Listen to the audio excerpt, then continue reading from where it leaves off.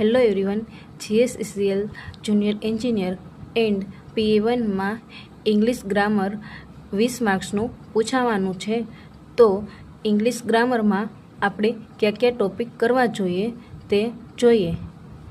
તો ઇંગ્લિશ ગ્રામરમાં આપણે બે ટોપિક પાડી શકીએ. ફર્સ્ટ છે વોકેબ્યુલરી એન્ડ સેકન્ડ છે ગ્રામર. તો વોકેબ્યુલરીમાં ઇમ્પોર્ટન્ટ ટોપિક કયા કયા કરવા જોઈએ તે જોઈએ. Synonyms, antonyms, then one word substitutions, ત્યારબાદ idioms and phrases and spelling correction.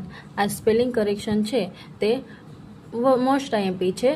ગયા એક્ઝામમાં પણ આ સ્પેલિંગ કરેક્શન પૂછાણા હતા, જે PYQમાં જોયું હતું. ત્યારબાદ જોઈએ ગ્રામર. તો ગ્રામરમાં આપણે verb, tense, modal verbs, active passive IMP topic છે. ત્યારબાદ સબ્જેક્ટ વર્બ એગ્રીમેન્ટ્સ, તે પણ આઈએમપી છે. ત્યારબાદ ડાયરેક્ટ ઇનડાયરેક્ટ સ્પીચ, આના ક્વેશ્ચન પૂછાય છે. Articles, a and the articles, fill in the blanks પણ આવે છે. સેન્ટેન્સ અરેન્જમેન્ટ્સ, સેન્ટેન્સ આપેલા હોય તેને સાચી રીતે ગોઠવવાના, એટલે એ ટોપિક પણ પૂછાય છે. અને એરર ડિટેક્શન એન્ડ કરેક્શન, તે પણ આવી શકે છે.